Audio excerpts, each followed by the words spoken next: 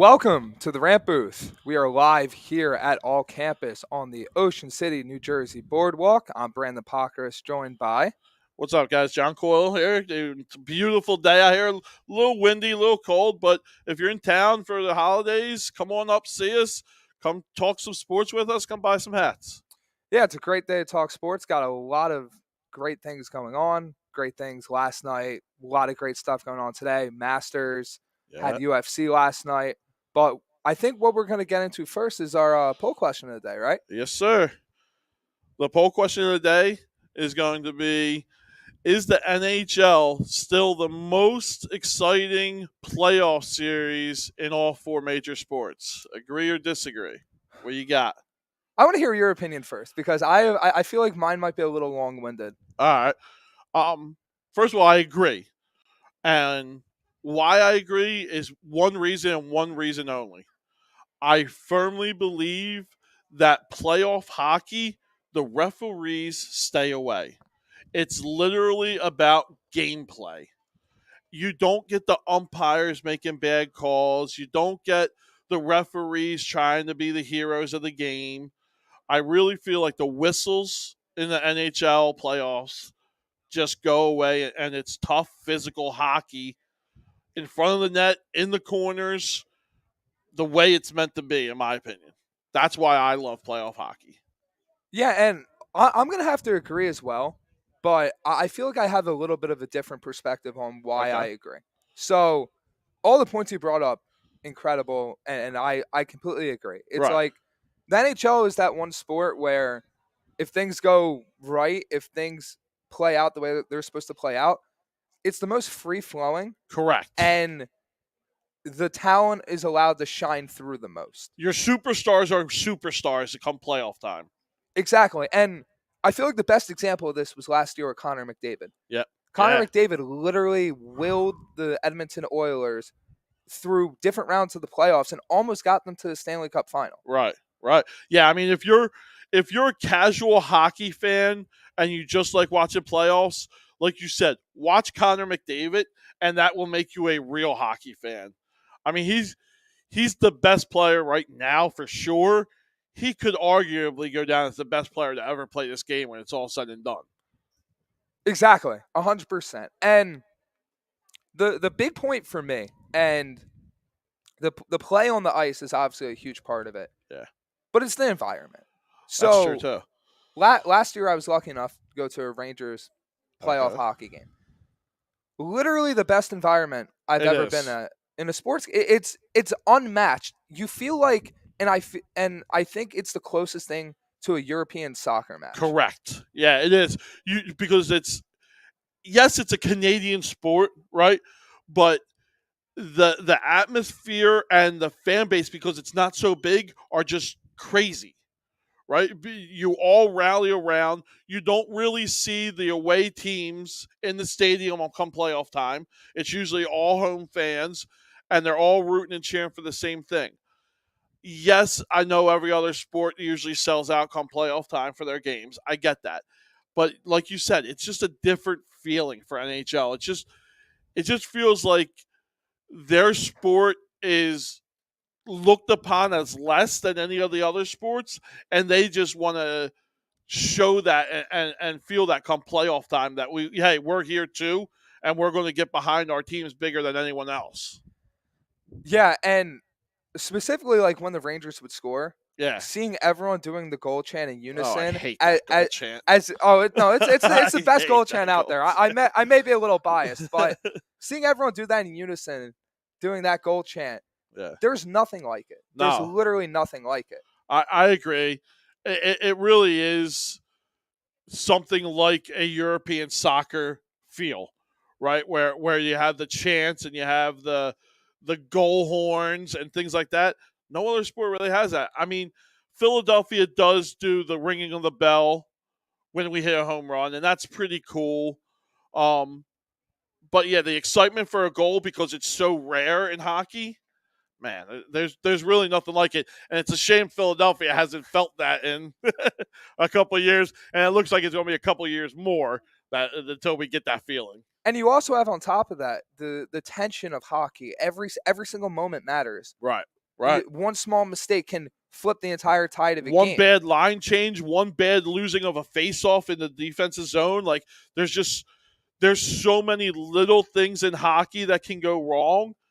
That one goal is just astronomical in hockey, right? You're not going to see 7 to 10 scores in playoff hockey. It's just not going to happen. It's going to be your 2-1s, your 3-2s types of score. It's tough, grinded out hockey in the playoffs. That's what it is. Yeah, and we got a comment in the chat from Jake.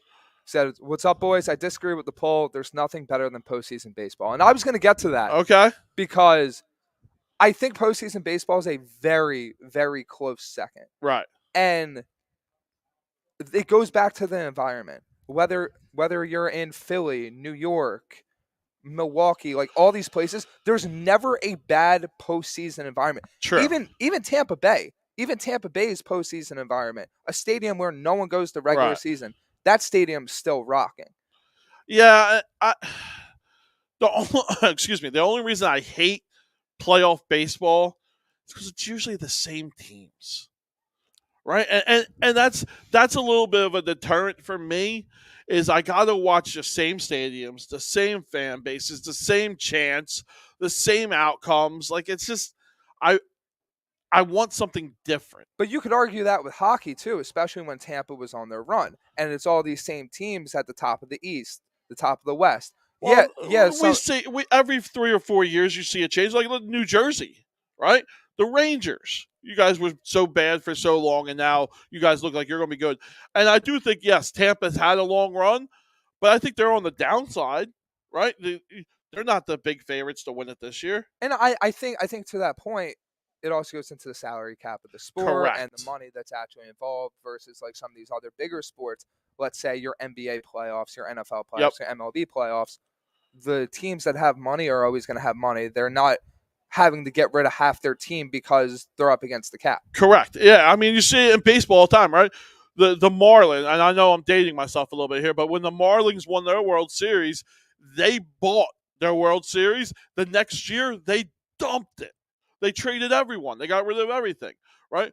So, yeah, you could buy a World Series in baseball, right? You can almost buy a World Series in basketball, putting together these super teams that everyone's putting together, right? But you can't do that in hockey. You really can't do that in football. That's why football has so much change and turnover. Hockey has a lot more teams that make the playoffs, but when it comes to the Stanley Cup finals, it's not the same teams all the time. You usually get a good mix. Yeah, so I think my rankings for me, it probably goes NHL, MLB, very close 1-2. A little bit of a gap, not too big sizable, but then NFL, and then probably NBA. Right. So my thing with the NBA is it really has nothing to do with the actual playoffs, the actual format. Right. I personally am a fan of the play-in. I know a lot of people aren't. It comes down to the refs for me. It comes down to the refs. Because unfortunately in basketball, especially the modern NBA, right, the refs have so much power in their hands that 1 or 2 foul calls can completely flip the complexion of a game. Correct. When you're in the playoffs, that can be the difference between advancing in a round or not. Yeah, and I'll even give you the opposite. I think you're talking more on if a referee gives a foul to a superstar and then they have to sit because of foul trouble, it changes the game. I'm going to give it the other end. Here in Philadelphia, we have a guy who's going to be the MVP this year, Joel Embiid, who shoots the most free throws out of anyone. But when it comes to playoff time, maybe the referees don't call that. So now he's got to completely change his gameplay, his game style. And we have seen in the past, Joel Embiid just does not play in the playoffs. He just doesn't show up, right? So, yeah, the referees play a big part of how he plays and how the outcomes of games happen. Exactly. It's not consistent. And you've seen that in the NFL at times as well. I don't think it's as bad as the NBA, but you see that, let's say, for example, pass interference. Right. You don't see that consistent call that it's been the entire year. All of a sudden, let's say for example, Eagles in the Super Bowl. Yeah. That you could argue, okay, maybe that's not pass interference, but if that's been called the entire year that way, It has to be, and then it's not called that way in that specific game, right. That's something that goes against the playoffs. Yeah. It's the refs. It changes the complexion of the game. Yeah, sometimes NBA, NFL, I feel like it's a little bit more of a how the referee or the umpire interprets the call, right? In NHL and in baseball, it's more, hey, a hook is a hook, right? A slash is a slash. There's no getting around it, right? There's no, hey, is this tug of a jersey? Is he really impeding the route? There's no interpretation of the strike zone for Major League Baseball. It's just a strike zone. You know what I mean? Yeah, right? exactly. So yeah, referees in those two sports play a big factor than they do in the other two sports, in my opinion. 100%. Yeah.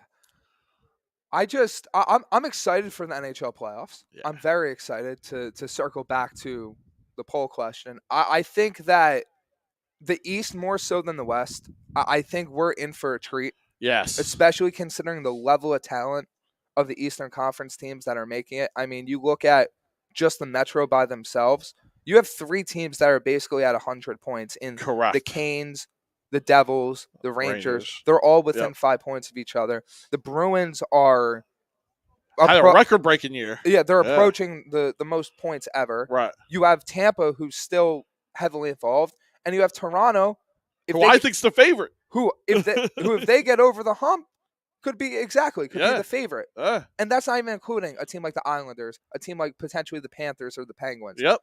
Absolutely loaded. But then it goes back to the point of, is the East so loaded that whoever gets out of it, are they going to be at a disadvantage to the point where a team in the West that isn't facing the same level of juggernauts is going to be more well-rested and more prepared? Yeah, there's two thoughts of trains of thought here on that. Is, do they beat themselves up so much that they're at a disadvantage going into the finals? Do they play so many games at, like we just said, NHL playoffs, where it's a little bit tougher, a little bit rougher, to where the West is going to maybe, Colorado is going to maybe skate through, or Edmonton's maybe going to skate through pretty easily right to the finals? Is that a disadvantage? Or do you go on the time of, hey, they don't play tougher competition, they're going to have more time off? Is that a deterrent, right? Some people like to skate every other day, like to play a game every other day. Some people don't like to take 5 days off or maybe a week off, right? They lose their flow. They lose their consistency with their line mates, things like that. So there is two trains of thoughts on playing a tough series and then skating through and playing an easy series. It's like the old adage in sports. It's not really an old adage, but like you can kind of compare it to like a pitcher. It's is it better for a pitcher to be throwing almost every day, or is it better for a pitcher to throw every 5th or 6th day? Correct. It's the two trains of thought where both have their merits, both have worked, both haven't worked. Yep. And it's just a matter of how is it going to play out. Yeah, and it really comes down to that team specifically, is how do they take to time off, or how do they take to playing injured and playing in a tough series? It comes down to both aspects of it, and it's a team-by-team basis to me. Yeah. So if you were to pick a team out of the East right now, and I know you might have hinted at it, or who would you pick? I like Toronto. I know they're not the favorites. I know they're coming in as a lower seed, but I like Toronto. I just think they're built for playoff hockey. They have speed, they have toughness, they have leadership. Their goaltending is a little, probably not top tier, but it's not bad. And a team like the Islanders, I think the team like the Islanders, if they get in and can compete, right, where are they at in the playoffs? I'm pretty sure they're the first wild card. They're the first wild card, so they're in. If they get in, that's a real heavy team to where they have top tier talent on the first and second line that can really light the lamp. But then that fourth line can really bang and really hurt the defensive of the other team. Well, they're their forecheck. Islanders are also a very physical team. Very They physical. might be one of the most, if not the most physical team in that East Right. playoff. They're the team to me that's built best for playoff hockey. Yeah, and for me, looking at it, I think Jersey's dangerous because I think they just have a lot of underrated talent. They got tons of talent. Boston, you can't write off Boston. They're a record-breaking pace. And then looking at it, I'm big Rangers fan. Right. If they can keep the puck out of their defensive zone and continuously onslaught, there's not really a team that can match that offensive talent. Yeah, I mean, if the Rangers goaltending steals games like he can, I'm gonna butcher his name. Igor. Yeah, Igor. We'll stay with that. Yeah, just Igor. I won't even try the last name. All right. Yeah, if he is the goaltender that everyone thinks he is, and he can steal games, Rangers are going to be a real tough out. Yeah, absolutely. It's going to be very interesting because I've talked about this a lot. That first round matchup, yeah, where it's looking like it's probably going to be Rangers Devils. That's like an Eastern Conference final. That's a Western Conference final, probably. Yeah, right. That's like a conference final level matchup. Yeah. In the first round, and then you're advancing to probably play, maybe the winner of Toronto, right? It probably the winner of Carolina and probably Pittsburgh or the Panthers, right? And then you're having to play a Boston. Yeah, that's the way it's gonna go for every one of those teams. It's gonna be tough. It's gonna be very tough. Yeah, and it makes it fun for the fans to watch. It makes it fun for the consumers to watch. I don't know how many Philadelphia fans watch playoff hockey if the Flyers aren't in it. I'm one that will. I probably won't watch every game, but yeah, the Rangers Devil series, I'll probably watch every game of that. Oh, absolutely. That's going to be a fun series. And the big thing too is not just that, but like watching. There's going to be that tension. We mentioned that before. Oh, yeah. That tension where you're so locked into every moment. Because the momentum of the game can flip at any time.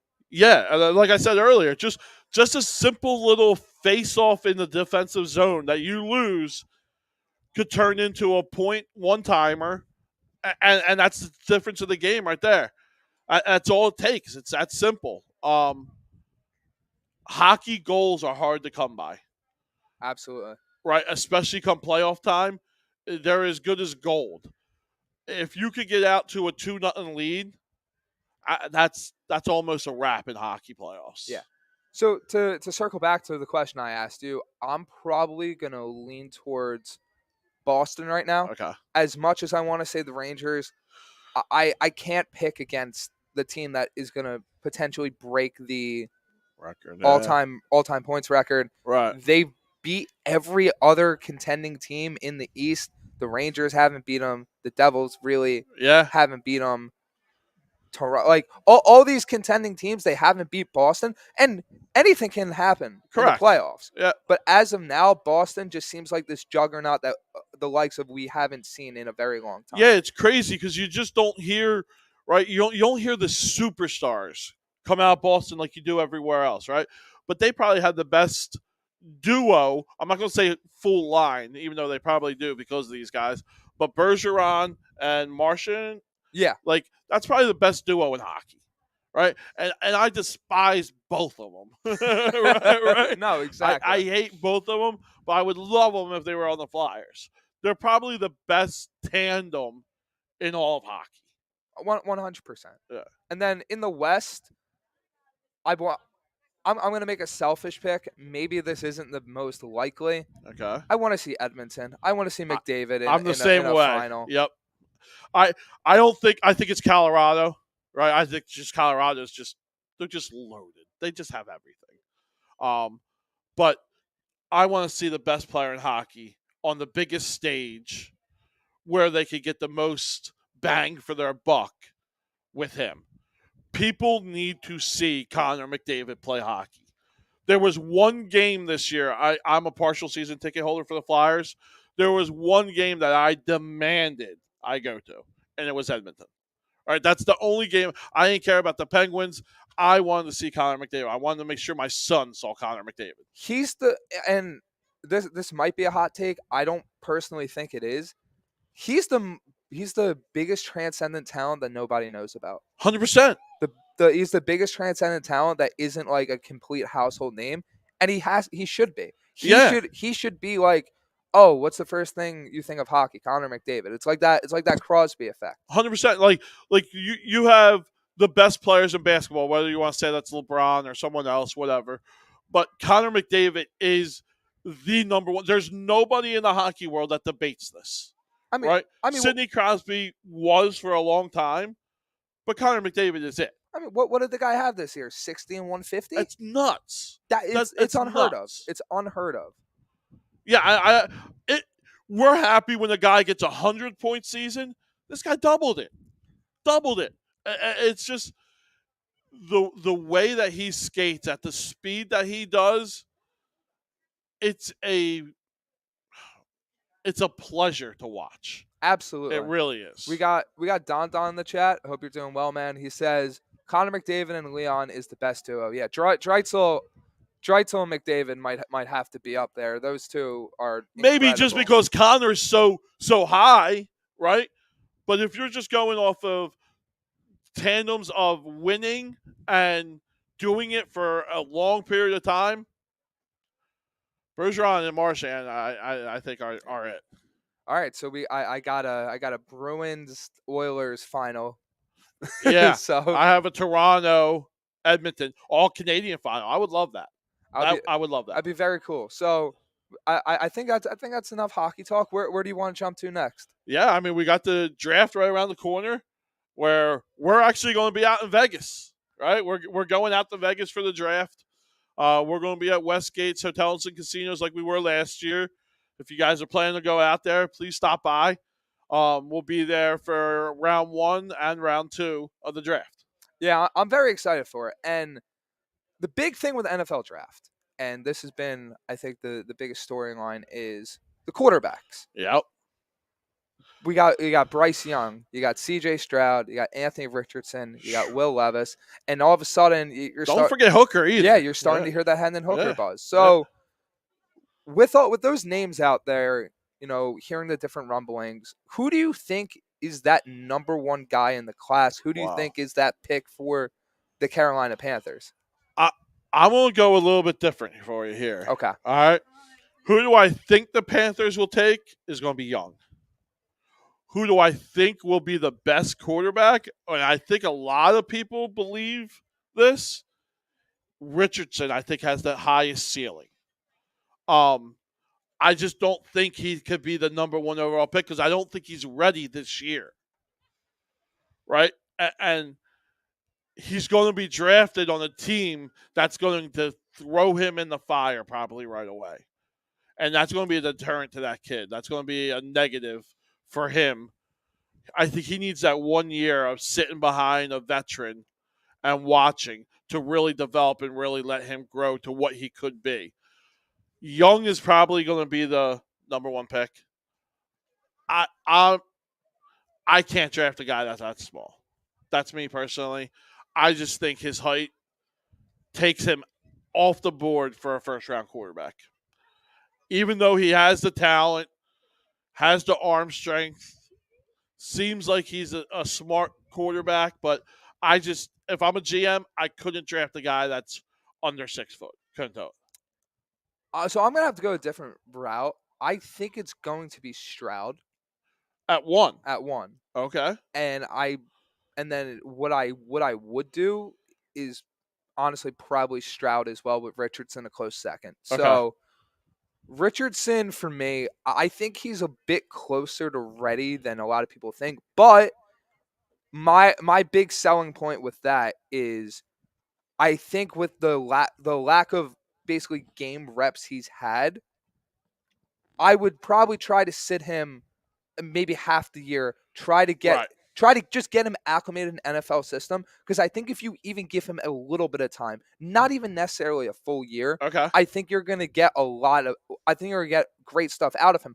Also, we've seen this with Justin Fields. Correct. You don't also Jalen Hurts. Yeah. You don't have to throw a guy into the fire and have him do everything. He has that type of athleticism, that type of ability to move in the pocket, to Right. run, where you don't have to ask him to be that guy right away. Yeah, he doesn't have to throw 300-yard games. Exactly. Right? He doesn't need it. You can design a system around him Yep. where he runs, where he's moving the pocket, where he's having easy 1, 2, 3 reads to the point where you're allowing him to grow into the quarterback that he can be, instead of being like, okay, you need to make 3 reads across the field and Yeah. understand that's not him.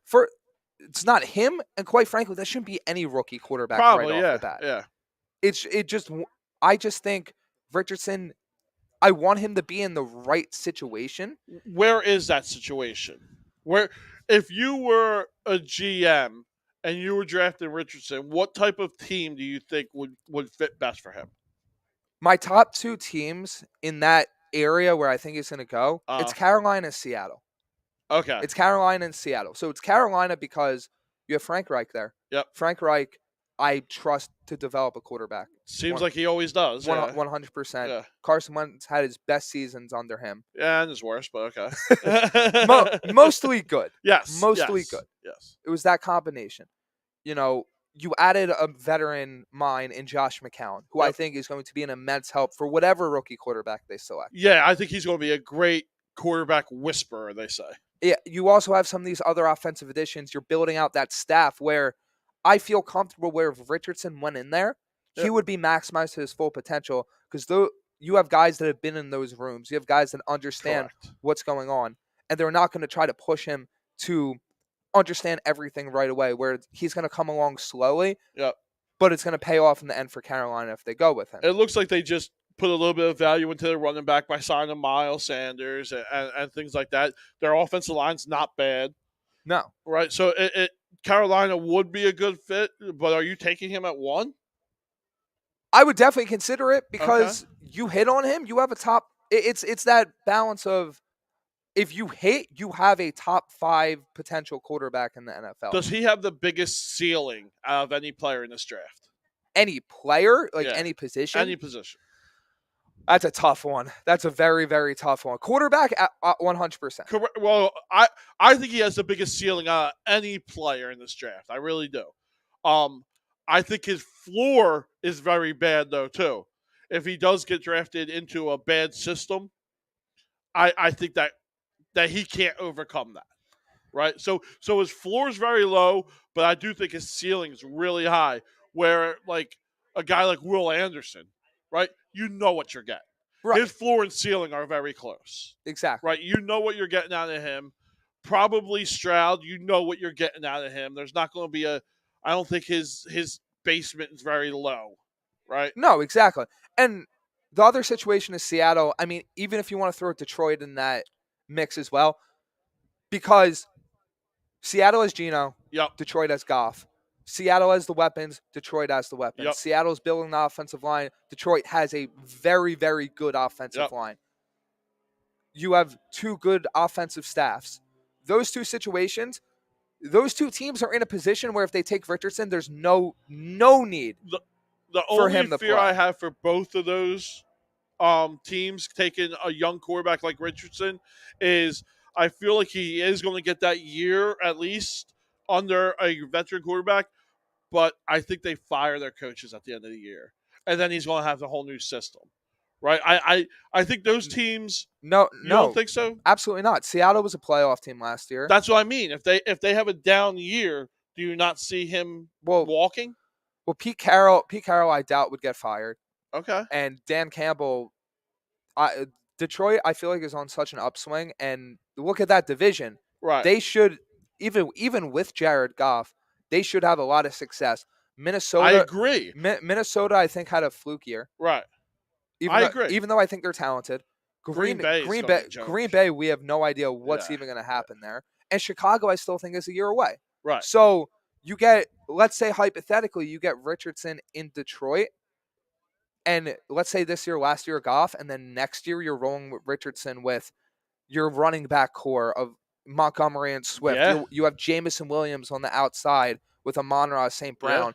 your good offensive line, that team's ready to be a contender if you do that. So that's where I fall with it. But what I probably think is going to happen is they go the surefire. This guy's ready to play right away in C.J. Stroud. I think that's what Carolina does. Right.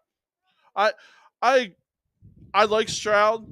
I just feel like the hype and everything is on Young because his just maneuverability is just off the charts, right? Like he can escape anything, and he's got a rocket for an arm for being a smaller guy.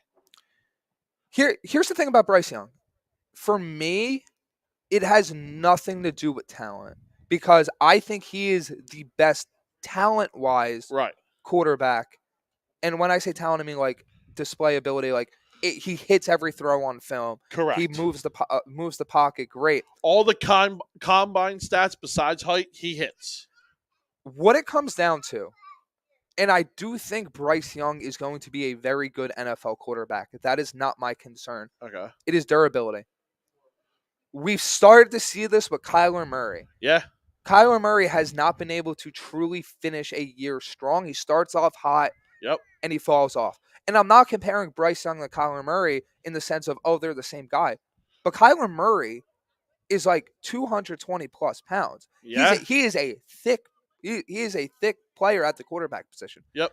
Bryce Young, it's guessed that his playing weight was around 180. They say he's around 200 now. There's no way that kid's 200. But that's his combine weight. Yeah, there's no way he's playing around that weight. No. If he does, the better. But for a guy that is skinny and really not that tall, you have to worry. And these questions have to be posed for a guy that is that type of outlier in size. How long does he hold up? 100%. And for a team that's picking in the top 3, the top 4, the top 5, you have to ask yourself that question.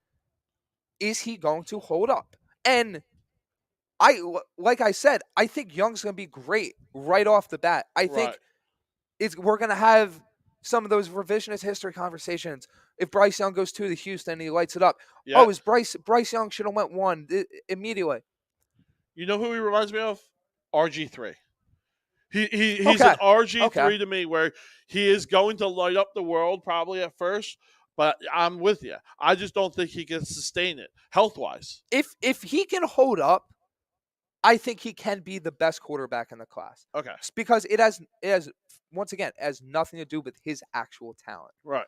I am just personally concerned about his ability to stay on the field at that weight. If he can hold more weight and play, my concern's alleviated, because the height thing isn't this make or break thing. It's the weight. Correct. It comes down to the weight, because the on the defensive side, these defenders are only getting bigger, they're only getting faster, and they're gonna hit harder. Yep. And I mean, look, Nolan Smith is a bit smaller at edge, but he's breaking all types of records. Yeah. You have bigger defensive linemen that are running 4.6s, 4.7. Like, it's becoming a faster and faster league, and the guys that are getting faster are the bigger guys. Do you think teams are looking at the way the NFL is going with the rule changes and protecting the quarterback and making it a safer game, that's taking away the deterrent of injury risks a little bit away?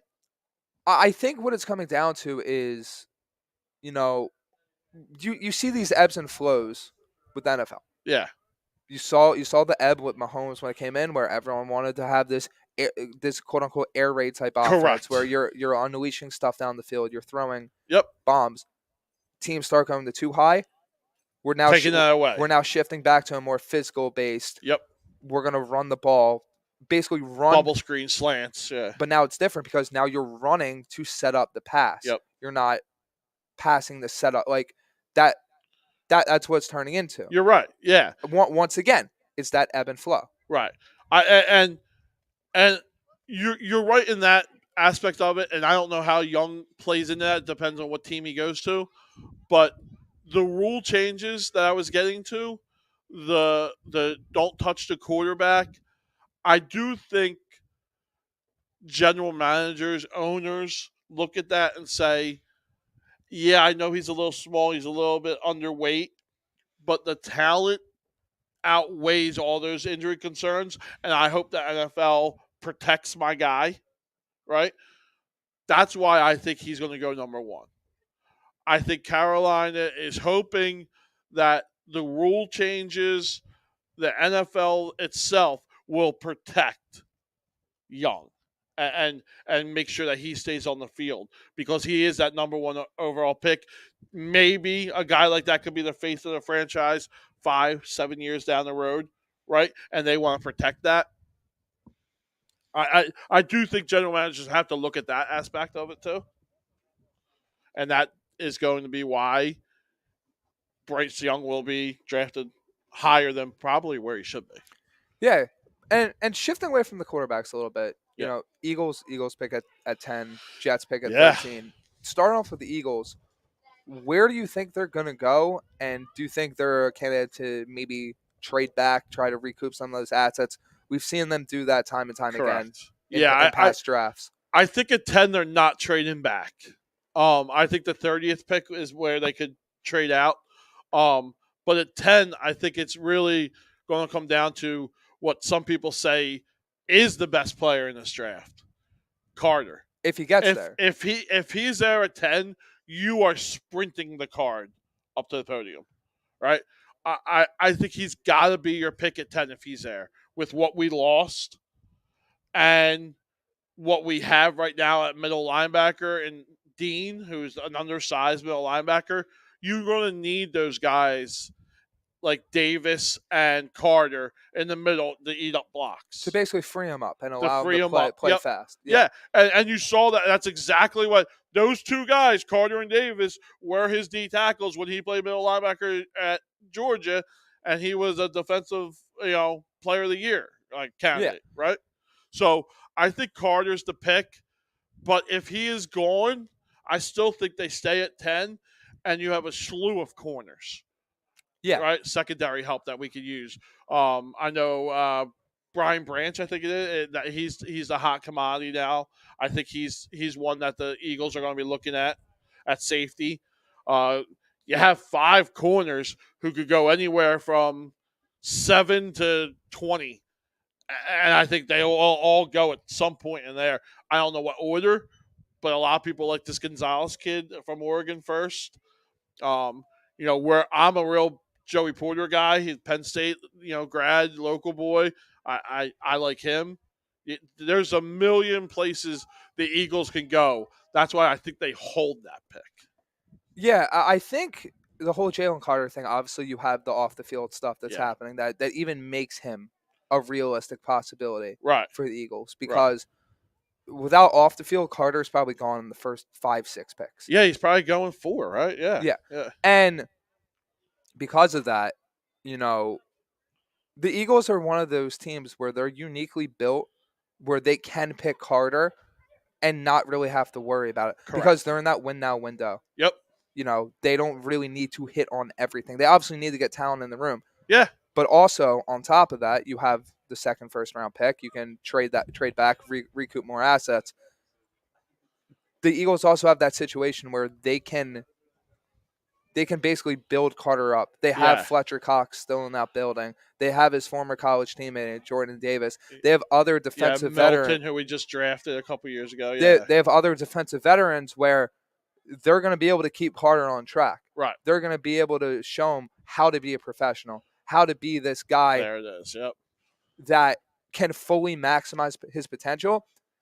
And just purely on the field, yeah, you add Jalen Carter to that defensive line, you're back to having the most dangerous defensive line in the NFL. Easily. And you touched on the best point is we have the locker room that will hold him accountable and will at least give him the best chance to right the wrongs off the field stuff. Exactly. Right?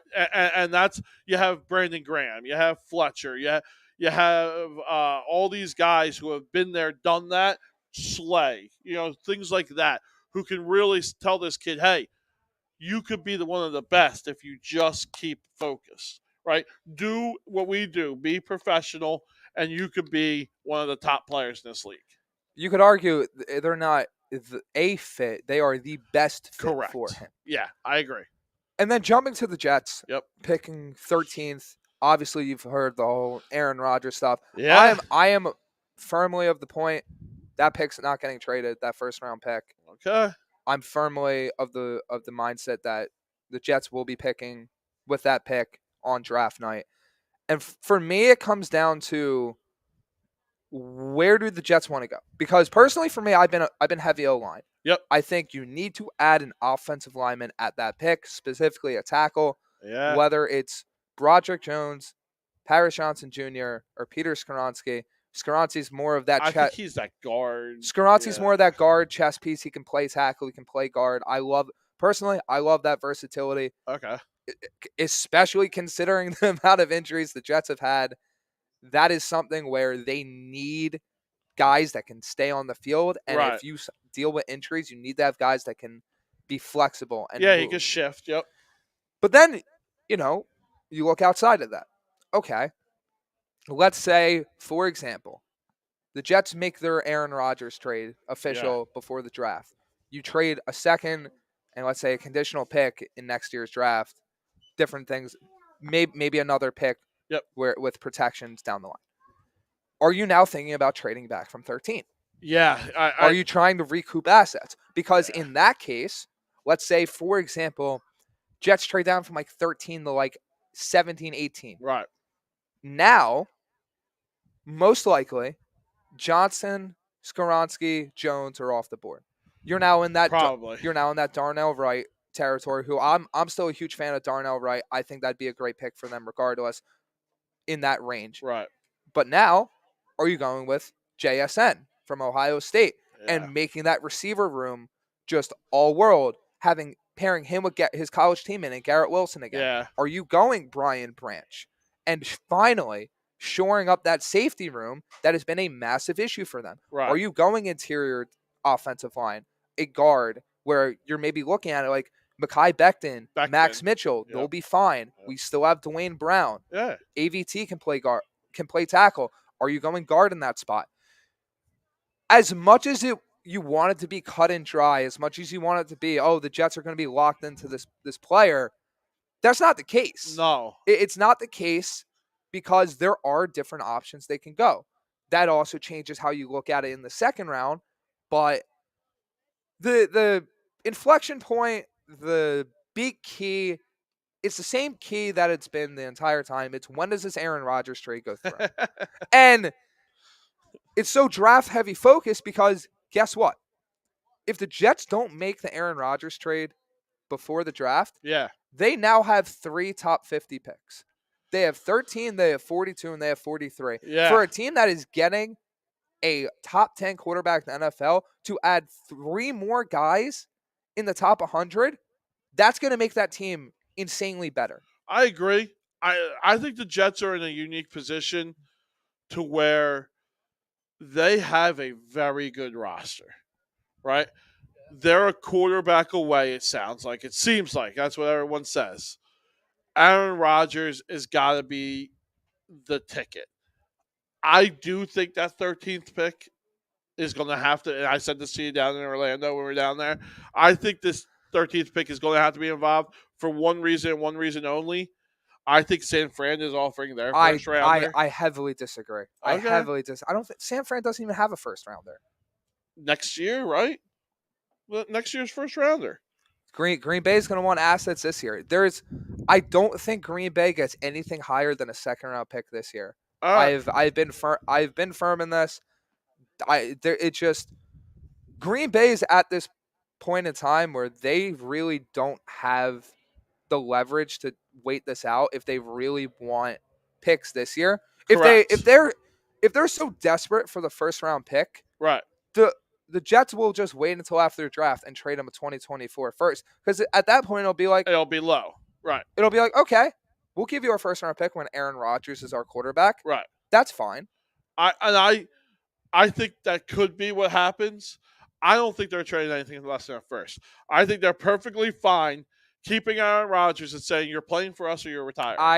I once again I heavily disagree because Green Bay's not going to eat all that money. They still have to make improvements to their roster. They have to build around Jordan Love. They're not. If they think Jordan Love is the guy, they do. They've already. If Aaron Rodgers comes back, you've already seen he could take all these rookie no names and turn them into good quarterbacks. We had this debate too. But they've already essentially publicly moved on from him. There's Correct. There's no world optics wise where you're letting Aaron Rodgers even come back into that building. It's just I'm sorry, it's not happening. There's always a world. Here was what it comes down to me. All right, if Green Bay says I'm not trading him for anything less than a 1, Aaron Rodgers is then saying, well, I sure as hell ain't giving up $50 million, so I'm coming to play. Right? And then you're going to have both sides not happy maybe, but both sides are going to say, this is what I want, this is what I want. If you're not going to do it, we're going to come together and finish it out. I Right? I heavily disagree. You think Aaron Rodgers is going to give up $50 million? I don't think Green Bay, even if he retires, right, they still have to pay the money. The money is still in the books for them. The money's even worse if he retires. Is it? Yeah, the money is on the books either way. It doesn't go away if he retires. I thought it did. No. Okay. That is why Green Bay is in such a tough position, because no matter what, unless Green Bay trades him, that money is affecting their entire roster. I 100% agree. I think it does handicap their roster, and they probably have, the worst roster in all of football maybe. So it's bad. I wouldn't say the worst roster in all of football, but if the Green Bay GM, if he wants to keep his job, this trade's got to get done, because you need assets to build around Jordan Love. You need to make sure this team is able to contend. And if you don't get this trade done, right, guess what? You're eating all that money. You have no cap room. Yeah. You're not able to build out your roster. And let's face it, and this is the key point, if it really reached that point, it's not like the Jets are backed into a corner. No, I don't think the Jets are backed in the corner at all. So if they don't make a trade, they keep the 13th pick. Are you happy if Will Levis falls to you? It's not even about Levis. Lamar Jackson's still out there. True. Yeah. Matt Stafford's, that rumor was floated out there for a reason. Right. Let's say they wanted to even go after Kirk. There's other veteran options you can pursue. True. Not saying it's for that same value, not saying it's that same talent level, but there are upgrades. Correct. If it really had to reach that point. 100% you would take an upgrade, yes. I don't think it reaches that point. I don't think the Jets trade a first, and I think this trade gets done. Okay. We'll see. I mean, we've just been waiting on, pins and needles for it for, a month now. It's going to be the number one story leading up to the draft. That's for sure. It's to a point where it's like you're just, and like obviously guilty of it. Like you're just talking in circles. It's the same talking point. It's the same thing. Yep. It's to a point where you believe what you believe.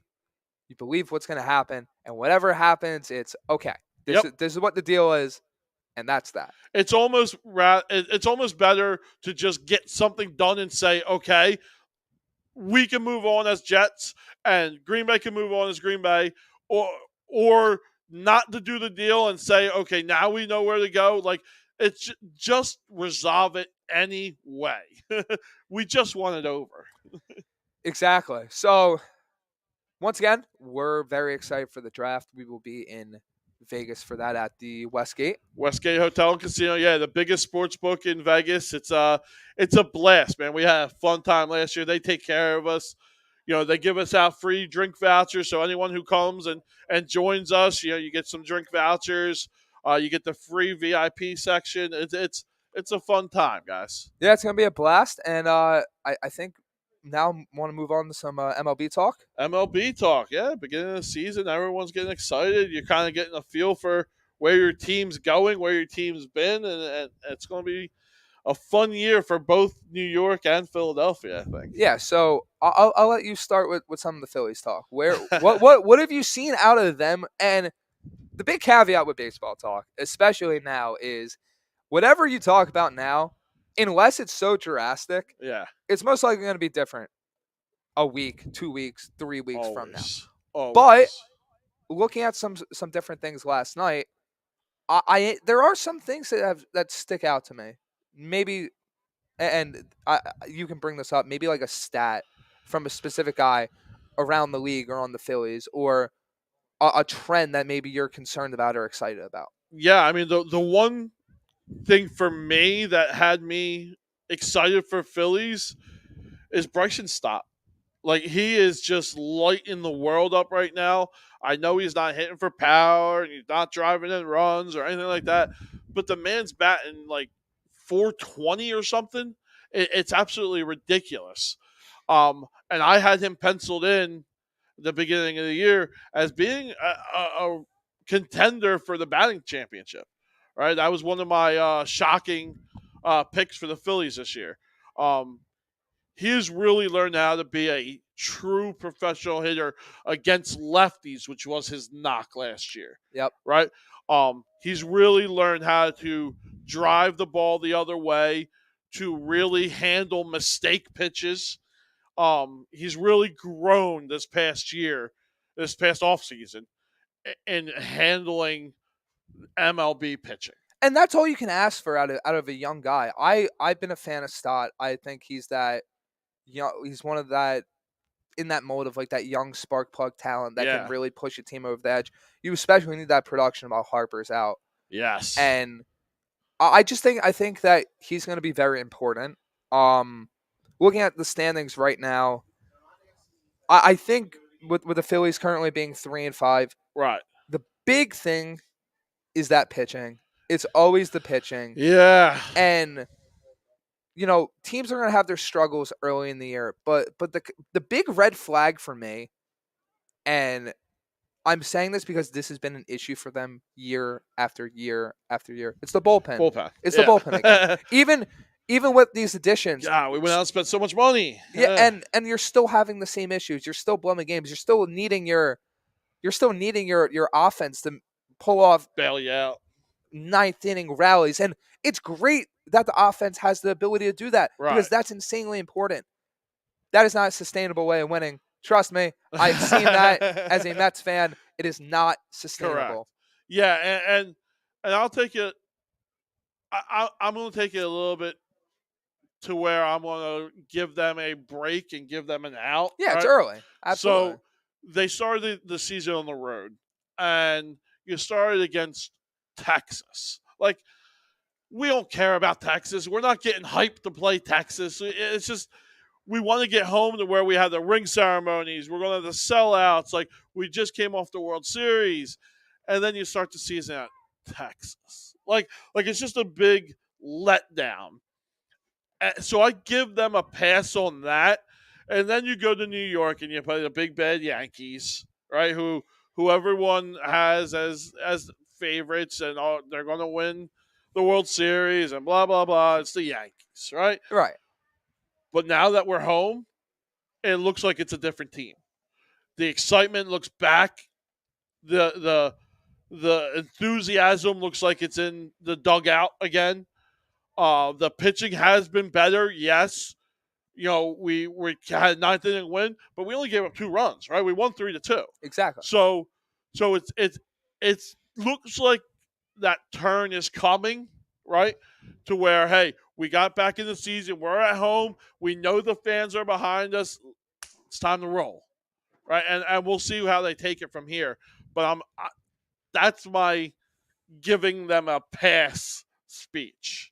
The negative to it is they started off real bad.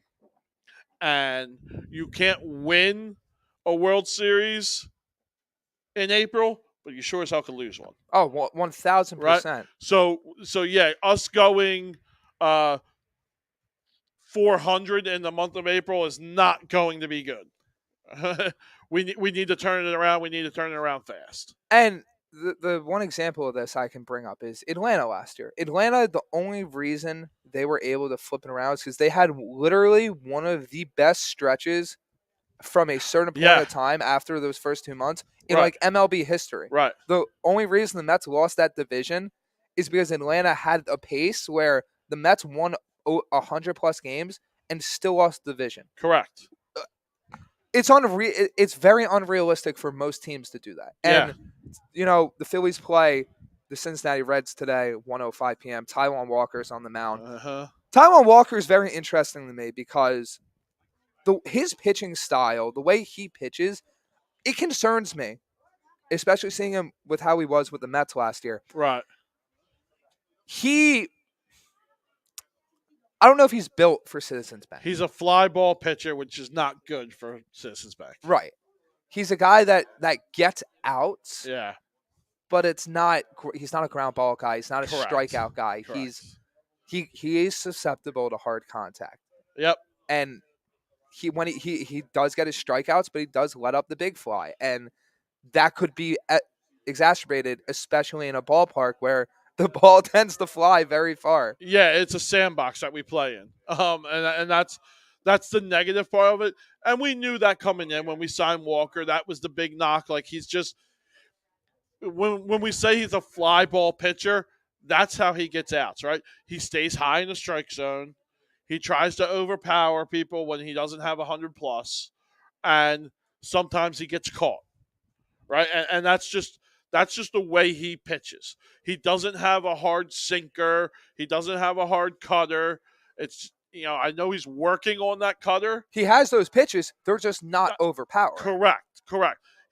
I know, like I said, he's working on that cutter to try to get it to drive down more. But everything in his past has always been an elevated strike zone. Yeah, exactly.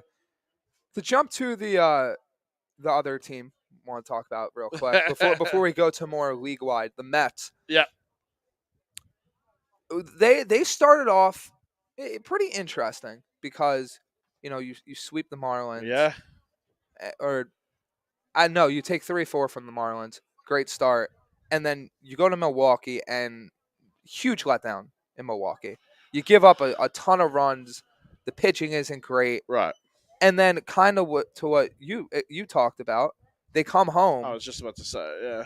All of a sudden the hitting's alive. Yep. All of a sudden the pitching's a lot better. And I was very concerned when I talked about this last because your superstars, they weren't doing much. Correct. You had Alonso, Lindor, near like 200. The Mendoza line. Yep. Very, very, very close. Yep. Since then, Alonso is now tied for the major league lead with home runs. Yep. Lindor's been raking. The top of your order has been Nima's been playing really well. The top of your order is getting on base, and your pitching now has been a lot better. You got a great start out of Tyler and McGill. Yeah. And the one guy I want to bring up, Senga looks like incredible already. Cy Young right there. I mean, rookie of the year. It seems like I might have whiffed on that pick because I went with Corbin Carroll. But right, the fact that he's acclimating so fast, the fact that he's going 5-6 innings, no runs, 7 Ks, that is very good to see for a pitching staff that has not gotten off to a hot start and is dealing with injuries. Right. He's going to be critical for them. Yeah, it's funny him coming over. It's his first year. I know it's a little different when you get a foreign player who's played in their major leagues over there to come here. It's an adjustment period with the baseball. It still is adjustment period. Correct. Yeah. Right. And that's the point I was making is this guy, yes, he has experience playing against other major league talent overseas, but it's not MLB. Right. You still got to get used to the strike zone. You still got to get used to the backdrop, your catchers, all that stuff. And the way that this kid is pitching, he can sustain it throughout the years because you've seen him do it. Exactly. Right. So he looks like he's set up to have a rookie of the year, yes, but more along the line of Cy Young. Like, if you keep throwing 6-7 innings, exactly, you're going to be in the mix.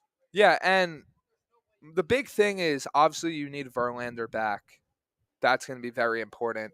But you need Scherzer to obviously be himself. I'm personally not concerned about Scherzer until it happens 4, 5, 6 times. Like, if he's consistently getting shelled, then it's like, okay, is he done? I'm not going to be concerned about him because you saw Aaron Nola get lit up. You've seen every Wheeler got lit up, DeGrom. Yep. Every ace gets lit up. It's when that starts consistently happening that you have to worry about, is the pitch clock maybe affecting him? Is his stuff maybe not as strong? Today, the Mets are facing the Marlins at 140. Right. They got Carlos Carrasco on the mound. They're at home, right? Yes, Yeah. he's another guy where you want to see him bounce back. A little more worried about Carrasco than Scherzer. Right. Because Carrasco's never been that overpowering type. He's never been that guy that can just consistently get out. He's got good stuff, though. He's got good movement. He's got good stuff, but he's always been a guy that lets up those 1 or 2 runs and then settles in. Right. Where you just want him to be a little bit more consistent. But I'm still high on the Mets. I'm still high on the Phillies. I've said it before. I think those are the 2 teams that are going to be the top of the top, obviously. Yeah, I think so too. Obviously, Atlanta has gotten off to a hot start. Yeah. Michael Harris went on the IL. Yeah. Travis d'Arnaud went on the IL. Their pitching staff is just ravaged. Yeah. And that goes to the point of what I said about Atlanta. They've been very good with injuries, and they've been very good with getting production out of everyone. You're now starting to see that injury luck may not be on their side. Right. Can you still have guys step up? Can you still have guys fill in that production? If they can, Atlanta's a contender. I'm fully on that train. If that doesn't happen, though, that's where the Mets and Phillies step in, and they're able to create maybe a little bit of separation. Yeah, at some point, it just seems like the past 4 years, anyone the Braves have brought up turns into an all-star. Exactly. It's crazy. At some point, that's got to stop, right? You can't have that many prospects come up and be better than what they were in the minors in the majors. It usually does not happen that way, right? Like a guy like last year, Grissom. Like, where did he come from? He wasn't that good in the minors. He's not even on the major league roster. He's not now, but last year he did great when he came up. Exactly. Right? But that's what I'm saying is that he didn't really shine in the minors, and then they brought him up to the majors, and he was an all-star. Like, it's amazing how these guys are always producing. They lose Freddie Freeman. You get Matt Olson. You think it's a downgrade. Matt Olson's been maybe better. He has been. It's nuts. He's a better fielder. How is it always that way? Same thing with they lose an all-star catcher. They gain Murphy, who's not having the great start. But I don't know how they always seem to come out like coin side up. Like it always seems to be great for them. And then looking around the rest of the majors, I mean, what else is there to say about Tampa Bay? I mean, they're another one. Yeah. Literally, it doesn't matter who's on that roster; they're always good. Yeah, it's ridiculous. They have pitching injuries, and they just go and say, "Oh, here's our guy that we drafted in the 14th round 3 years ago," and he wins 12 games a year. I mean, nuts. Wander Franco is just incredible. He was my guy. I have him in every single draft that I did except for one, and it's the A2D draft I do with Rob Brinkman here. Yeah, and I tried to trade for him multiple times. The guy wasn't having it. But yeah, he was my I put $100 on him to win MVP. He was my shock of the year. He went down with an injury last year. And it seemed like everyone forgot about him. Yeah, it's right. Like Franco literally came up to the majors and lit it up immediately. Yes, he did. He is a superstar. He does everything. He's a great fielder. He's a great base runner. Hits for average. Hits for power. He really could do everything. Yeah, and then you have a Rosarena, incredible. Came out of nowhere again. Isaac Paredes, who literally picked up off the scrap heap from Detroit, right, and is now like one of the Rays' best power hitters. Yeah. You have, I think Josh Lowe. Like you have 3 guys in that lineup hitting over 330 or over 300, and it just comes out of nowhere. Yeah, yeah. You have the Rays getting pitching production out of I think it's Spriggs. Springs. Yeah. Where did he come from? Just going 7 innings. Yep. I think he was a bullpen guy for most of his minor league, and now he's thrust into the starting role and is doing great. Right? The guys who you thought you were counting on are now down with injuries. It looks like they might not be coming back. Glasnow and guys like that. But again, always comes up roses for them. They always find a guy in the minors and bring them up, and they're productive. I don't know if it's coaching down in the minors that really makes a difference or what it is, but it just seems like anytime a player on the Braves or the Rays comes to the majors, they light it up. It's like that organizational structure. They just have it so down to a science where Correct. they're just built for success. And you're starting to see organizations like specifically the Mets with how they're investing in different things. Yeah. They're trying to reach that point. But the Braves, the Rays, they're that type of standard. Yeah. Where it's then that balance. They don't pay some of those superstars They let them walk. because they're confident in their ability to replicate that. That's true. I think the other big thing for me, looking at some of the standings, I'm not really too invested in too many, records after 8 games. No. Like the Pirates are in second place at 5-3. Like, yeah, stop it. Like Yeah. until it's like 40 games in, stuff along those lines, I'm not going to be too concerned. But right. it's not necessarily a record for this one, but the Cardinals. Yeah. I picked them as my NL Central pick. Yep. I'm still confident. So did I. I'm still confident in them. Jordan Walker lighting it up right off the bat. Right off the bat, yeah. And he was the big the what to do in the Major League Baseball. Right. The guy just has power. He doesn't look like he does, but he does. I'm concerned because of the whole Tyler O'Neill situation. Yeah, he was another one for me that I was really high on, and doesn't look like I don't know what type of injury is it. Like Tyler O'Neill wasn't injured; he got benched for lack of. So is that what it is? So what happened was, on a play against the Braves, O'Neill was coming around third, and it looked like he was jogging. Ronald Acuna absolutely gunned him. Okay. Like out by like 10 feet type gun. Okay. After the game, or I think the next day, Marmol, the manager, comes out and is talking about how, he's benching O'Neill, can't have lack of hustle. Oh, O'Neill then comes out and says about, I wish this was handled in private. I wish this was handled just between us. Right. We've seen this happen before. Yes. Good teams, bad teams, everywhere in between. Yeah. When you start to have that tension between managers, you start to have that tension between players and franchise, and the franchise, that can derail a whole season. Correct. Where it's like, I'm very confident in the Cardinals because I think they have a very talented team, very talented offensive roster, everything along those lines. Right. That all goes out the window if the manager starts beefing with the players start having issues. Guys don't want to be there. Guys request it can all go downhill. You divide the locker room. Right. Exactly. And it comes down to that. Right now, are you a guy in that locker room that's going to side with the management, or are you going to decide with the player? Who's right? Who's wrong? Right? Yeah. And O'Neill's right. Like, this should have been held in-house if that's how it went down. I didn't hear about it. I didn't know about this. I thought he just had an injury.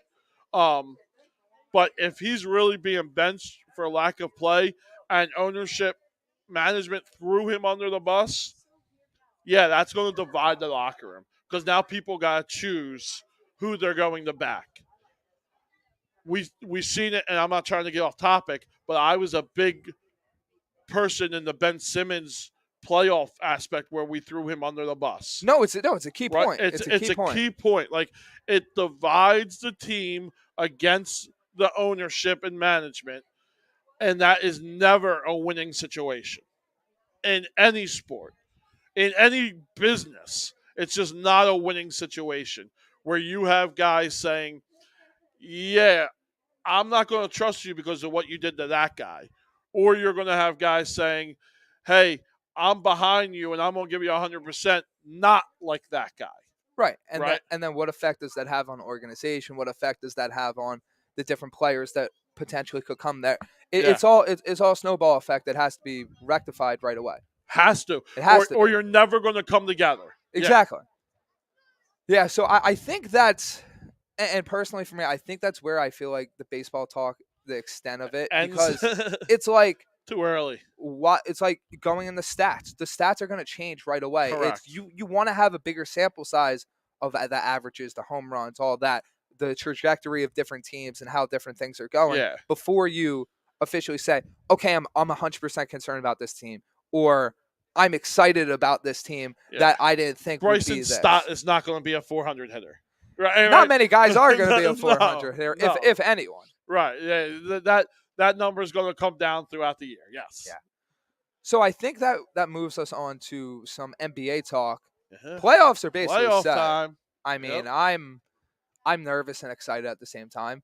My New York Knicks are taking on the Cleveland Cavaliers.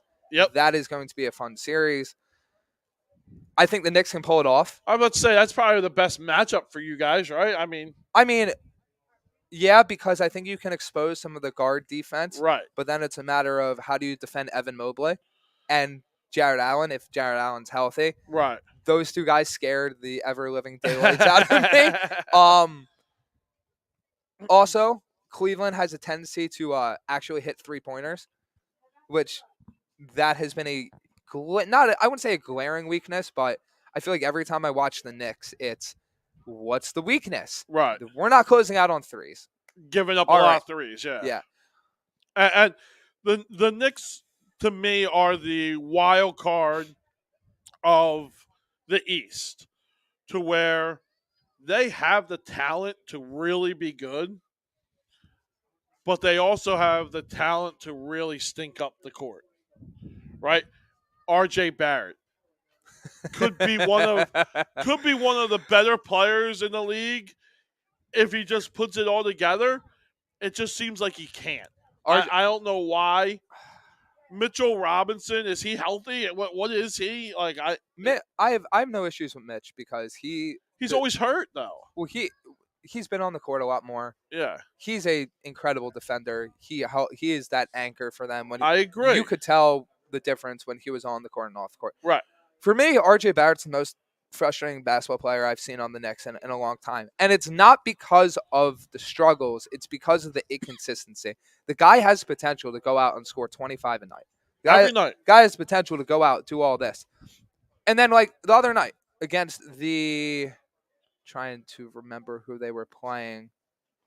I don't the know Pelicans. Okay. The Pelicans. He shot 0 of 9 from three-pointer. Yeah. You can't – if you want to be a guy that's, like, heavily relied upon and things along those lines, you can't go 0 of 9 from three. You can't put up under 10 points. And to be honest, he shouldn't be shooting – when the Knicks are at full strength, he shouldn't be shooting that much. I want Randall, Brunson Grimes, and Quickly all having more shots than him. Right. I don't need RJ Barrett trying to play hero ball. And RJ Barrett, when he shoots enough shots and he's efficient, right, huge asset. Oh, like, yeah. When he's putting up his 15, 17 points, when he's having like 4 assists and 5 that's enough. You think that's enough? From him? That's enough on this team because if you're getting the right production out of Randall, if you're getting the right production out of Brunson, Emmanuel Quickly showing more and more that he has potential to be a star in this league. Right. Quentin Grimes has grown. You have Obi Toppin who's able to do things off the bench. You know what I think you just don't want RJ to force it because if he forces it, that's where the issues start. You don't want him to force it, and you don't want him to have to fill in for when Randall has an off game. You need him to find that, and I'm going to give a name that I think he should be compared to, is Andrew Wiggins. Yes. The way Andrew Wiggins is for the Warriors, that's the way R.J. Barrett should be for the Knicks. That is a perfect comparison. Yeah. Legitimately, that is a perfect comparison because they do a lot of the same things well. Correct. And he's basically that guy where if you need him to score, you need him to score. Correct. But you don't need him to score. If he has the matchup, he can take advantage of it. Yes, right? Exactly. If he needs to be the facilitator, he can do that. If you need him on the defensive end, he can do that, right? Andrew Wiggins was the number 1 overall pick. It took him until he came to the second year with Golden State to really find that role in that niche. It looks like R.J. Barrett just hasn't found that niche yet with the Knicks, right? And that's where he needs to be. If he really buys into whatever system it is or his role, it's going to make the Knicks a really tough out. But that's the problem when you give him a contract like that, and then you go into the argument: should the Knicks have even paid him? Does he deserve the money? It's like we say the same thing about Tobias Harris on our end, right? Exactly. It's the same. Tobias Harris needs to be that role player. Well, he's a max contract guy. He needs to be more. No, he doesn't. He just needs to be that role guy and accept it. The way NBA contracts are, you have role players on max contracts. It is. It's the reality of how the cap works, of how the league works. Yep. At the end of the day, that's just going to happen.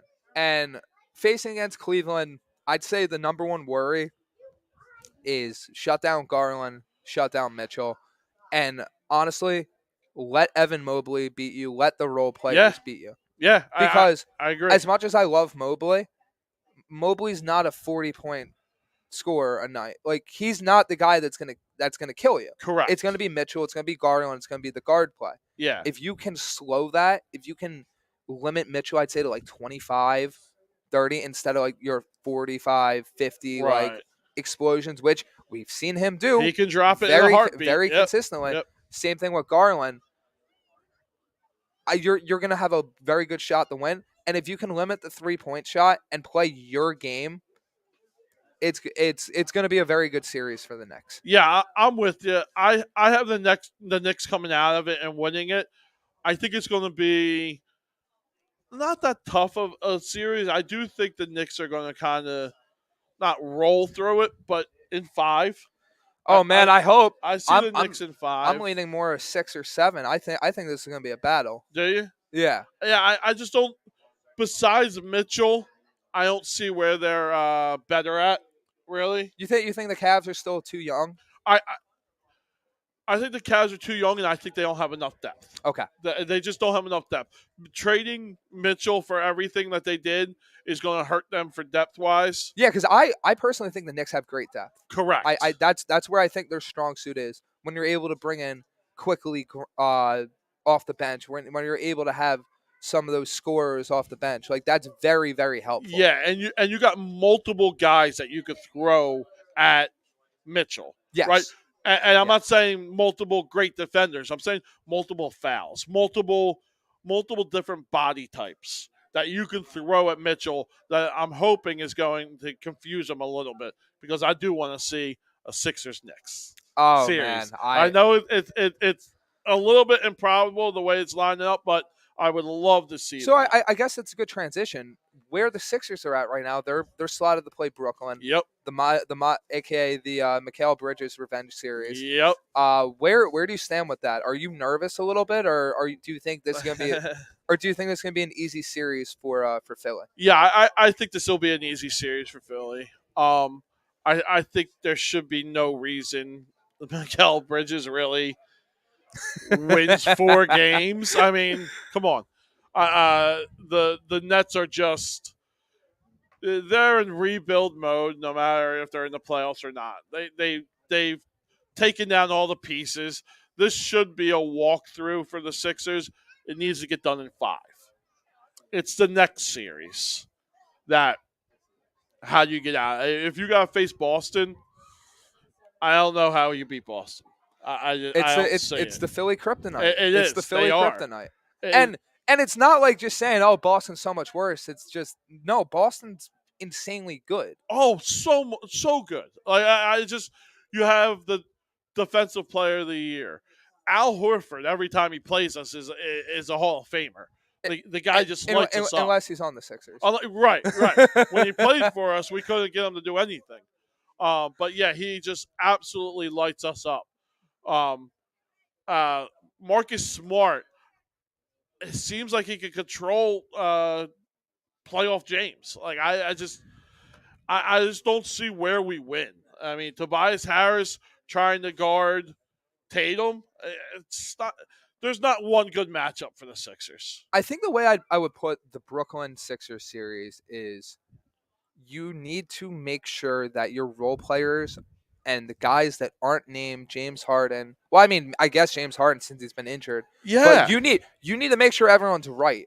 Correct. I also don't think you can look past Brooklyn, because the minute you look past Brooklyn, you're in a 6-game series. You're in a 7-game series. That's the worry, where it's like, do I think Philly handles them? Yeah. Right. I do. Do I think this series could get way closer than a lot of people think? Because Philly maybe overlooks Brooklyn for 2 games, yeah, I do think that can happen. Yeah, I mean, you're right, but I'm telling you, every fan, the player, everyone's looking by Brooklyn, right? Everyone's looking to Boston. And maybe that's the right thing. Maybe that's actually, how it goes. But Yeah, it's just it's usually a recipe for disaster. you watch enough sports, you're involved with enough sports, you know that looking past an opponent is literally the worst thing you can do. Correct. I think in this case, we have been eliminated in the second round so much that it's literally regular season doesn't mean anything. First round doesn't mean anything. Yeah. Right? It No, comes down to that second round. Exactly. Can we get out of the second round? And here we are. Like, we couldn't play Milwaukee. We couldn't play Cleveland. Like, it has to be Boston. Like we have to see Boston. It's a valid point. It's a very valid point. So, kind of like we did with NHL. We obviously don't know the full playoff picture for Correct. the West yet. We have a very good sense of what the East is. I think the Yeah. East might be fully locked. Yeah. Who's your pick coming out of the East? Who's your pick coming out of the West? And then ultimately, who's your NBA champion? I think I'm gonna shock you. I'm gonna shock a lot of people when I say I like Boston. That's not a shock. I like Boston out of the East. The West, I can't bet against LeBron James and AD. I can't do it. I think there's a slew of teams who could win in the West, and I think the Lakers are going to be one of the top ones. Yeah, I don't think that's that far-fetched, and I'll get to that in a little bit. Looking at the East standings, the full playoff picture, you got Milwaukee, Boston, Philly, Cleveland, Knicks, Brooklyn. Then your play-in is Miami, Atlanta, Toronto, and Chicago. Yep. I think the teams you're looking at to advance, it's obviously the top 3. It's got to be the top 3. Milwaukee, Boston, Philly. Yep. I think your 2 sleepers are whoever comes out of that Knicks Cavs series. Okay. I think it's 4 or 5 teams. And it's the top ones, right? Yeah. You're not afraid. You're not afraid of the Lakers in the play-in game, right? It's not in the East. Okay, maybe Atlanta steals a series. Maybe Atlanta steals a series from Milwaukee. Okay. Atlanta's not getting past Milwaukee and Philly no. That's not happening. No. The Bulls and Raptors, it's not happening. Miami doesn't have the depth, I don't think, to beat anybody. Yeah.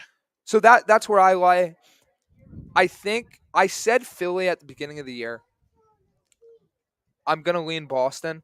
Okay. I just think we're gonna come full circle with the Celtics, where it's like, yeah, they are this good. They are this good. Yeah. They are this good. Yeah. They're the team. They're the team that was picked before. They're the team that probably should be picked. And guess now. what? Us Sixers fans, we handed it to them. We gave them Jason Tatum. Yeah, that.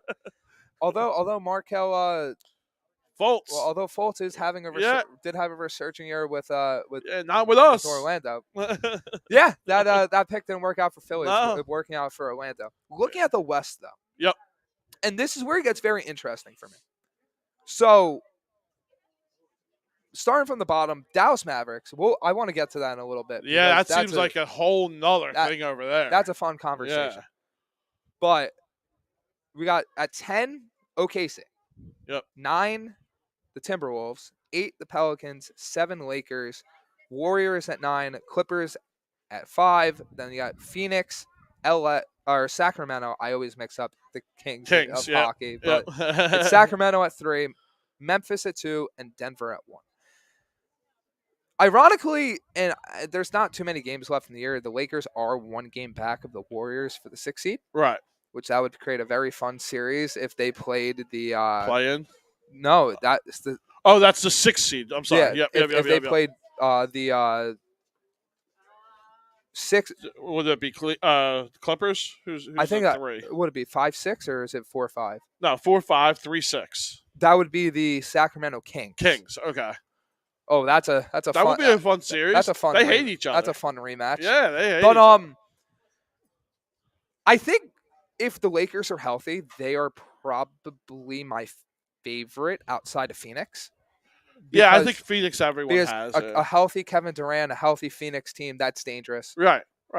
The Lakers, a healthy LeBron, AD, combined with the depth and shooting that they finally added to the roster. Just came out of nowhere Yeah. the last couple of weeks. Yeah. No, exactly. That you finally add to the roster. I think that's very important. That's very important for their playoff chances. Right. I'm not high on Denver. How can you be?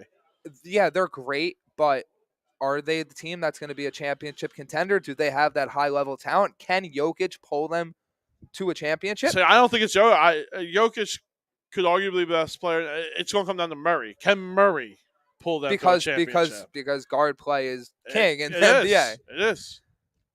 Memphis, very underrated team, but are they, after everything they've been through, are they built to go that far? Yeah, I think they're done. Yeah. I'm very interested to see that. I think they could. Sacramento, I think, is a year away from truly being like a true contender in the West. Right. They are there. They are a full-blown playoff team. They will be for a while. Yeah. I'm excited to see them add more to that roster. I think they can win a series or two and really make it difficult on teams. Yep. Their defense just isn't as good as some of the other teams. But they can score with anyone. Yeah. So they'll make every series fun. I think they win at least one. OKC is another one that I really am intrigued in watching play. I'm interested in how they do in the play-in. Yeah. But it comes down to the Lakers and Suns. I'm gonna have to go with Lakers, like you. Yep. Creating a Boston. I LA. thought I was gonna be like shunned for that, but no, yeah. I think it's very realistic because looking at it, don't the Lakers have some of the best top tier talent in the West? I think you do. I mean, you are. Listen, LeBron James is not LeBron James of 2000, but he's still pretty damn good. He's still arguably one of the top 5 players in this league. And Anthony Davis is arguably a top 5 player in this league when healthy. Like it's just you need the production out of them. You need them to stay healthy. If they stay healthy and have the production, they're going to go far. Right. And then I think with my final prediction, I think if it is Boston, LA, I'm going to have to go with Boston. I just think that Tatum and Brown are that good. I'm with you. And I think how exciting would it be to have LA Boston again though? I think a lot of people would hate it, but I think it'd be very good for the league. Oh, yeah. It'd be very good for the league. Oh, it'd be amazing for the league. Getting LeBron back in the championship would be incredible. Those 2 big markets in NBA history, like that's the rematch. It'd be great. It'd be absolutely incredible. So, where do you lie with that? I like Boston to win it all. I do. I think it will be Boston, LA. That's what I got. Also, what LeBron and AD look like after going through the playoffs and not being able to have that rest day, right, is going to determine how good they are, right? You haven't seen AD or LeBron go a full month of playing without having a day off. That's going to happen, right? They're not going to be able to miss a game. You can't miss a playoff game. Well, in that case, you need D'Angelo Russell to step up. You have guys, other guys to step up. You have guys that could, but you're not winning without AD and LeBron. Nope. Right? You have to have both of them. They both have to be at 100%. The question is, will they? Exactly. And we'll find that answer out because I think either they get into the playoffs or they get the 6th seed. They're going to be there. And they will get out of the first round, in my opinion. It's going to be going forward. How much abuse can their bodies take? Exactly, 100%. So, with NBA talk, I mean, I personally wanted to finish out the show with some of the UFC talk. Yeah. I mean, I'm a big UFC guy. I did miss the card last night, but I'm a big UFC guy, and I was hoping that this rematch would go the way apparently it did. Oh, yeah. I want to set up a trilogy fight, which it seems like will happen. Well, so for anyone that didn't watch last night, it was Adesanya Pereira 2. Adesanya came out on top. One of the best-looking knockouts I have personally seen in my time watching the UFC. One of the best celebrations. just one of the See, now I gotta go watch it one, today. one of the coldest post-fight pictures I've ever seen.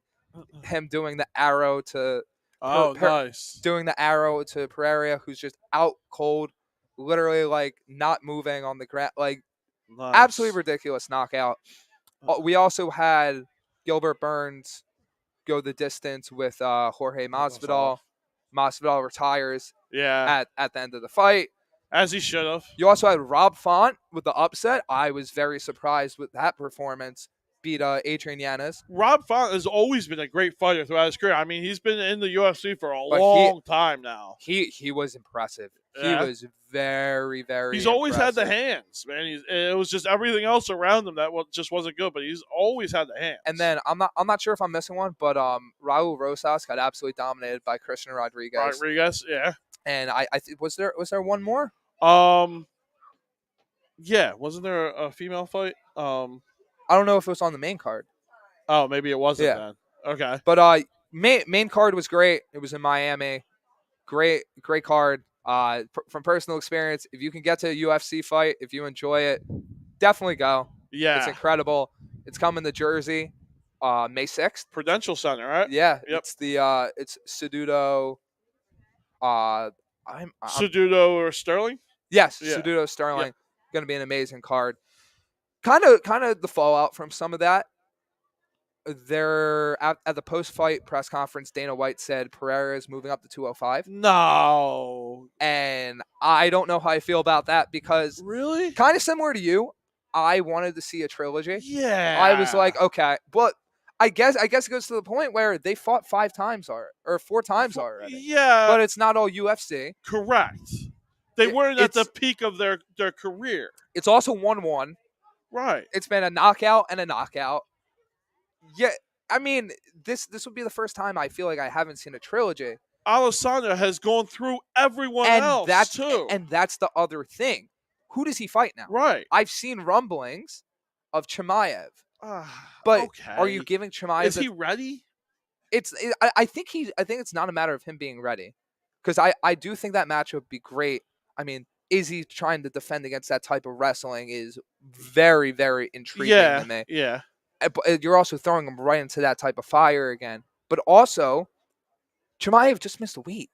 Right. Chimaev literally by a lot, right? He was like 7 to 8 pounds overweight. Right.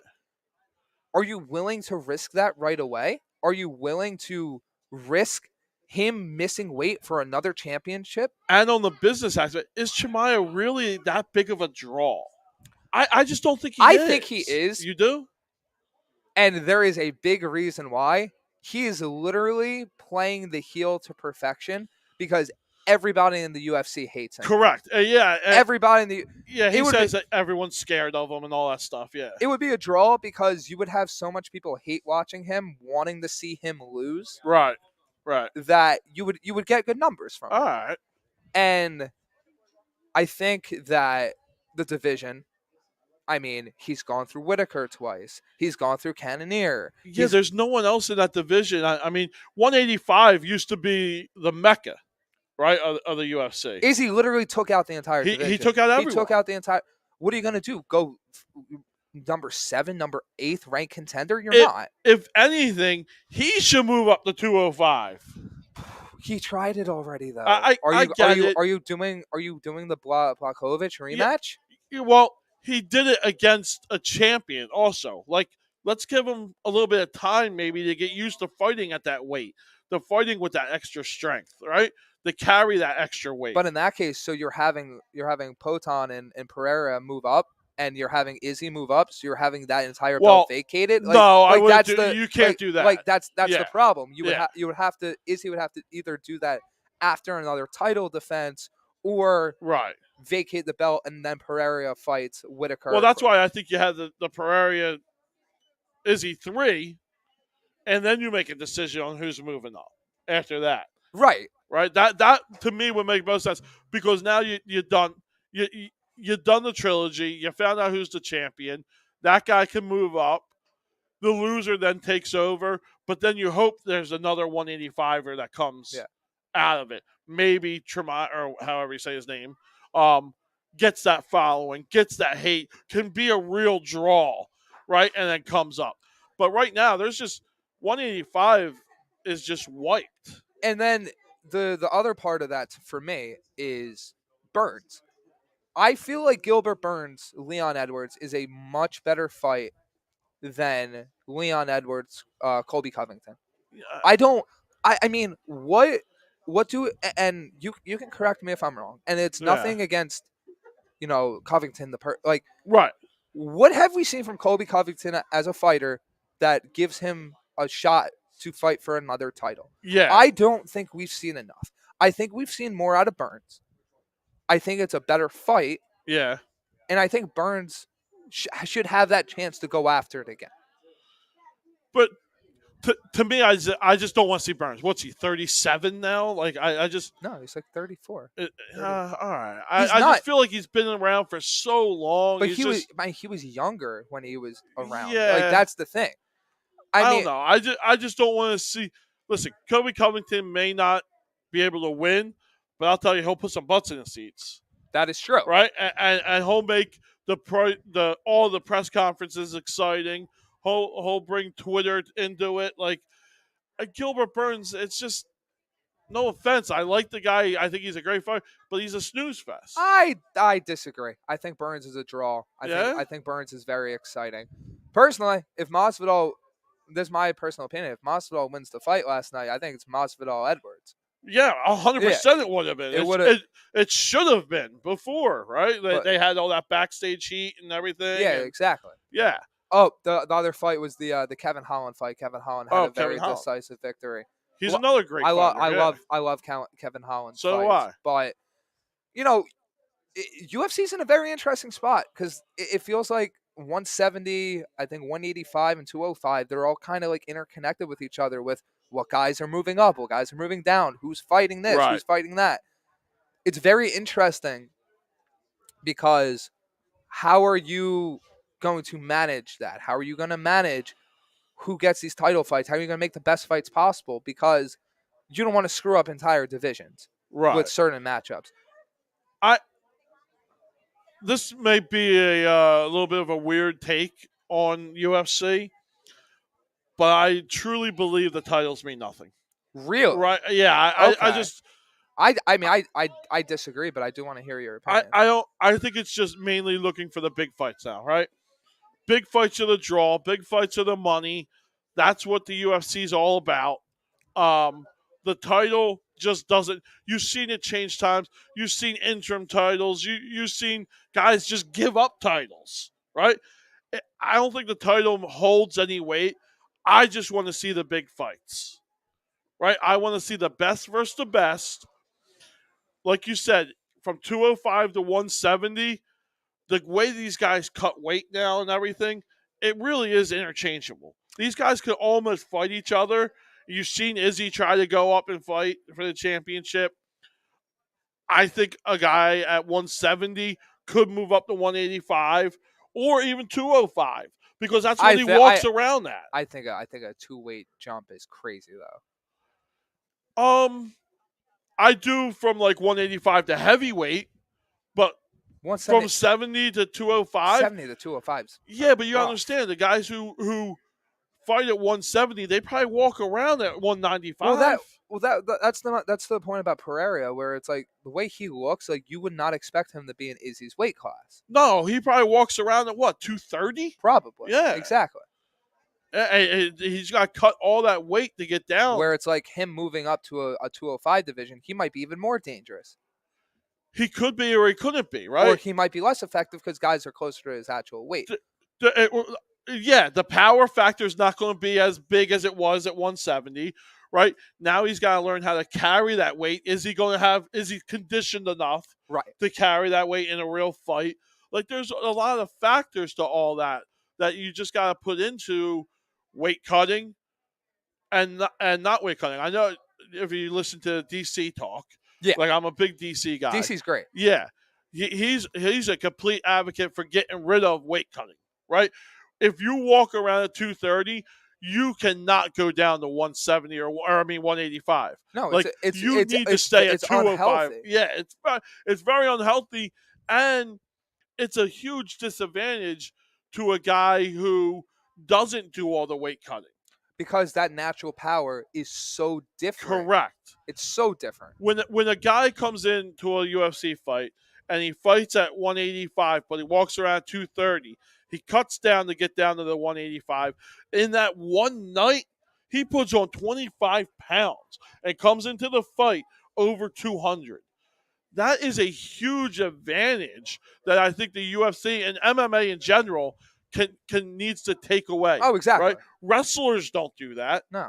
Right? Wrestlers cut weight, but they don't put on 20 pounds. No, they keep it. They keep that. They maintain that usually. It's either right? a maintain or you don't have weight cuts. Or you only gain 4 or 5 pounds, right? It's not like you're gaining 20 pounds like UFC fighters and MMA fighters in general. Because you just have to make weigh-ins. I would really like to see that get out of the mixed martial arts world and really start getting closer to your maintained weight, and that's where you fight. Exactly. So I think that's great UFC talk. Is there anything else you wanna talk about before we wrap? No, guys, I just I think it was great. It's today's Easter Sunday. I wish everyone a happy Easter, and you guys need to come up and get your custom fitted hats. We're almost out of them. We're running out of a couple sizes. 7 1/8 are really gone. 7 3/8 are really gone. So if you guys are looking to get these the series of OCC Boardwalk hats, really need to get up here and get them before they're gone. Yeah, so make sure to get these custom hats. They look absolutely incredible. They're really cool. You don't want to miss out. Thank you guys for joining us on a great episode of the Rant Booth, and we will catch you guys next time. Sounds good, guys. Take care.